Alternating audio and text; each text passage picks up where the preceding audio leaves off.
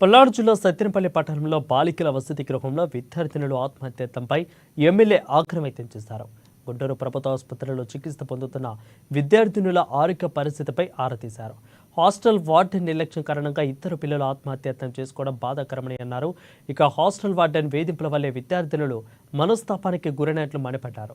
Hostel warden తీరుపై 2 రోజుల క్రితం విద్యార్థినుల తల్లిదండ్రులు పోలీసులకు ఫిర్యాదు చేశారని, చర్యలు తీసుకుంటున్నామని ఎమ్మెల్యే కన్నా లక్ష్మీనారాయణ భరోసా కల్పించారు.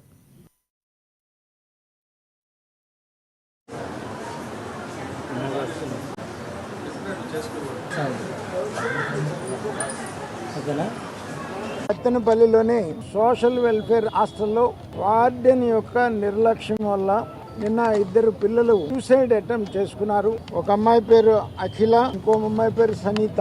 వీళ్ళిద్దరు కూడా హాస్టల్లో సరిగ్గా పెట్టట్లేదు అనేటువంటిది క్వశ్చన్ చేసినందుకు వార్డెన్ హెరాస్మెంట్, మరి వాళ్ళిద్దరు కూడా సూసైడ్ అటెంప్ట్ చేసుకున్నారు. నేను ఇప్పుడు సాయంత్రం హాస్టల్ ను కూడా విజిట్ చేయబోతున్నా. వార్డెన్ మీద యాక్షన్ డీడీ సోషల్ వెల్ఫేర్ తో ఆల్రెడీ మాట్లాడటం జరిగింది. ఇక నుంచి అటువంటి తప్పు జరగకుండా హాస్టల్లో బాధ్యత సిడి గారు తీసుకోవాలి. నేను కూడా అప్పుడప్పుడు సందర్శిస్తుంటాను హాస్టల్. మరి వాళ్ళిద్దరు కూడా క్షేమంగానే ఉన్నారు భగవంతుడి దయ వల్ల.